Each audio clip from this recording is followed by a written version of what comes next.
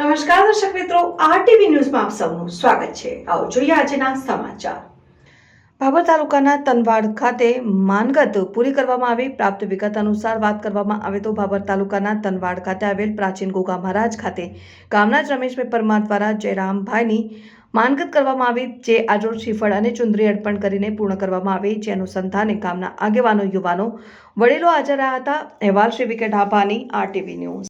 એ છે કે મને આજથી 6 મહિના પહેલા એટેક આવ્યું હતું અને મારા મિત્ર છે રમેશભાઈ તનવાડથી, એમના ઘરનાએ માનતા રાખી હતી કે અમારા ગોગા મહારાજનો બહુ હાથ છે અને અમે ત્યાં તમને લઈ જવાની માનતા રાખી છે। તમને સ્ટેન્ડ બેન્ડ નહીં મૂકવું પડે અને સુખ શાંતિથી રજા આપી દેશે। તો આપણને ગોગા મહારાજે એવું કંઈ થવા ના દીધું લાંબુ અને સુખ શાંતિ હાજા નરવા છીએ અને આજે અહીંયા પગે દર્શન લાગવા આવ્યા।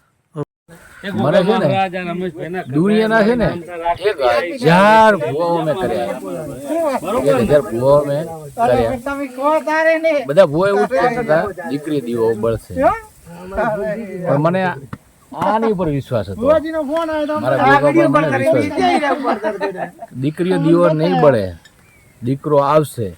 મારો દીકરો અત્યારે 3.5 થી 4 વર્ષનો છે, બહુ સ્માર્ટી છે, બહુ દેખાડો છે અને મને ખરેખર મારી શ્રદ્ધા હતી, મને મારા ગોગાએ સપનું પૂરું કર્યું। આજે પ્રોગ્રામ એવું હતું કે મારા પરમ મિત્ર અધગામથી જયરામભાઈ, એમને એટેક આવ્યું હતું અધગામથી।